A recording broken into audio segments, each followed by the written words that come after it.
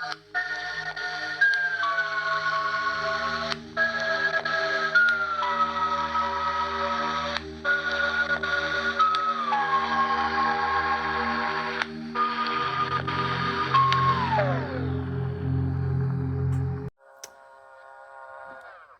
everyone. So as people might have seen, I make various speed dictaphones, and as part of that I make these little micro cassette loops, and they're available from my website, and there's a video about how to make them and how to install loops. But as part of my experimenting, I kind of noticed that, you know, the best thing for these really would be to have some bearings in them. Interestingly, I've never seen anyone else do it, and I've done it with full-size cassettes. But yeah, I thought it was about time I got back to this little project. So ages ago, this was the first actually it's the second one, when I finally got the right, you know, size bearings to fit in here nicely. I won't run off and get the other one now, but the other one you couldn't put together. But you know, after a long kind of tangent of kind of moving and setting up a new workshop, I came across these again, and I thought, right, I'm going to sort this out, because I want them personally, you know, anyway, for myself. Especially for the U-tape scrubber, it's just fantastic to be able to take the tape off these. Have I got one here? Off the spool wheels. This loop's particularly loose, and so, you know, the spool wheels don't affect it. If anyone is having trouble, you know, making their loops for the micro cassette player, you know, dictaphones, something to note is, because these are unidirectional, you want to have them loose enough so that this right hand wheel or top wheel isn't being pulled along. If I get another one which maybe isn't quite as loose, I think this is one. Yeah. So you can just see there it's being tugged, and that friction is going to create a lot of warble. Now, you know, wow and flutter, you know, and warble. So, you know, if you want that effect, you know, maybe make a tighter loop, but it's less likely to be as consistent as you'd like. So yeah, just something to note, you know, if you're just trying to make these kind of standard ones, keep it loose enough, because you'll notice that this wheel is actually moving, although there's a bit of a trick with the frame rate there, it looks like it's going backwards all of a sudden, but it's actually moving faster than the capstan. And the reason for that is it would normally take up the slack, you know, any slack after the tape is past here, and then it slips as soon as it's under tension. So in effect, it's actually going to, you know, kind of be moving at a different rate to the tape. So the best thing to do is to get the tape off those spools. Now this first one I made is proper wonky. There's a reason for that. Trying to work with these cassettes is frustrating. Yeah, really easy to break, and when you drill, the bit will ride and move, you know, very easily. And so after breaking a load of these quite precious micro cassettes with the screws, which are you know, there's a reason why they cost, you know, 10 quid on the website. It's because they're so rare, and I was just about able to, you know, after spending far more money than I'd like to admit, you know, buying different job lots and ones on eBay, I finally found, you know, enough to be able to make these available. So yeah, I wanted to do it right. I couldn't keep breaking them, and I couldn't afford to, and it just wasn't, you know, fair on me, and it wasn't fair on the micro cassettes. So I put that slightly to bed. Although there's some videos about it already, you know, with the U-tape scrubber. I knew I had to come back to this and think about it more thoroughly.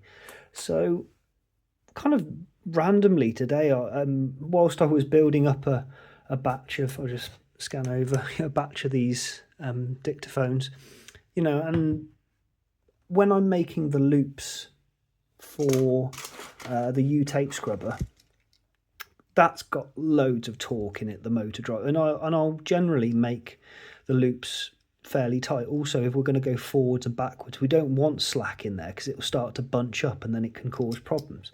But it got me, so yeah, I was trying to put these loops, the tighter versions in that batch, and finding some of them, like I showed you with that tighter one, it wasn't as smooth as I'd like. So I decided, right, I'm going to sort this out today. You can see my hands are dirty. I've even got numbers written on them from coming in. I think my neighbours will be happy. It's like 1 a.m. now, and I finally shut up, apart from this video. But I found a lovely little bit of oak from, I'm lucky enough to have some of this from reclaimed floorboards, and I love making little bits out of this. I don't post about it all, but there's loads of little tools and things that I like to make. And the daft thing is I've treated myself to a CNC machine, and I still did this with a Forstner. As you can see, the points here from the Forstner drill bit, and then with a chisel. And I kind of like doing stuff like this because it gives you time to think.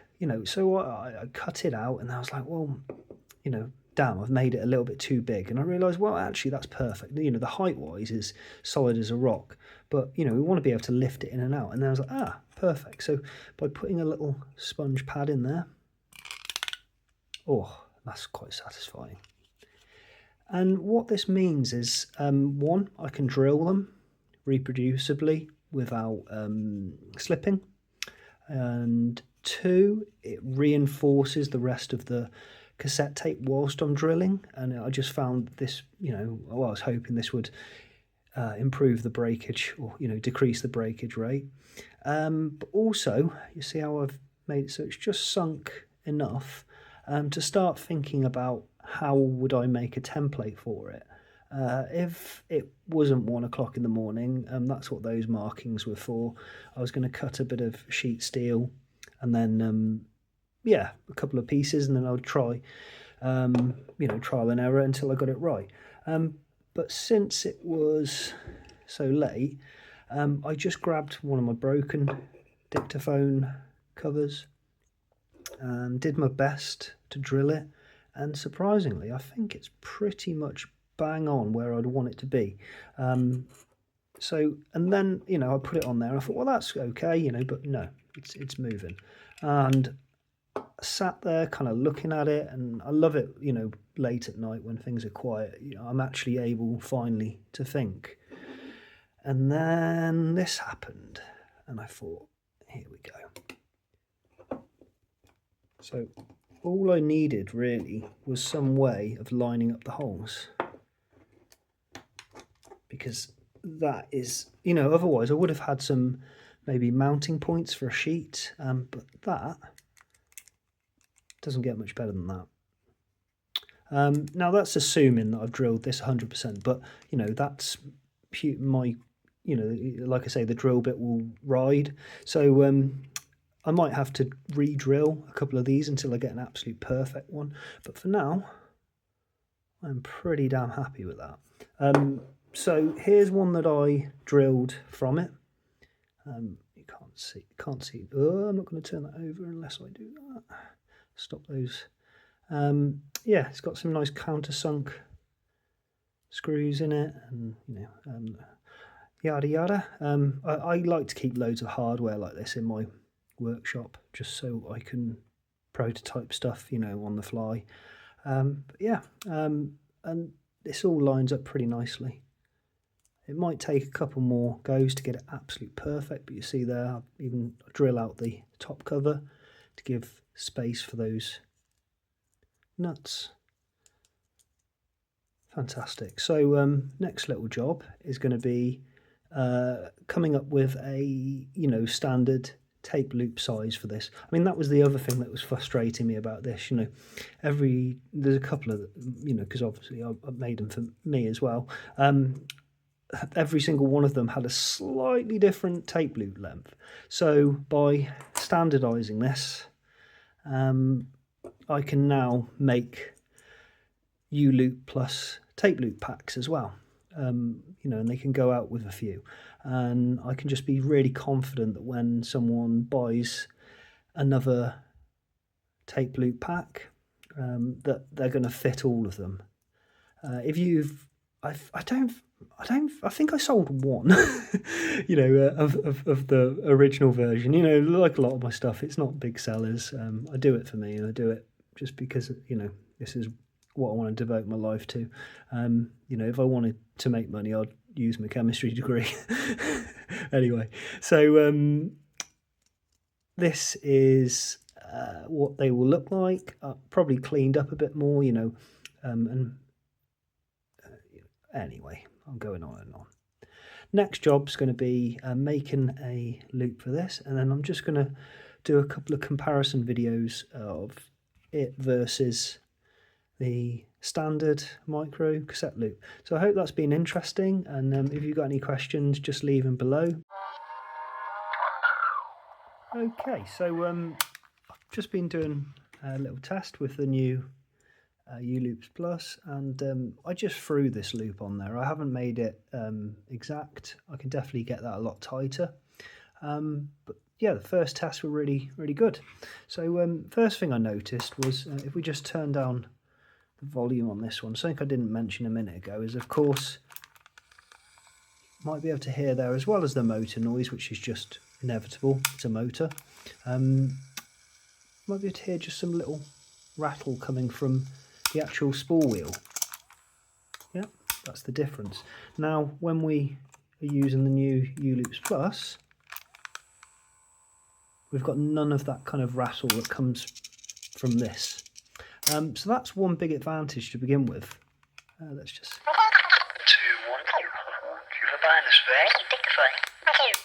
The other thing is, of course, none of that rattle is going to be recorded by the onboard microphone, so that's another advantage. We've also got a longer loop. Testing.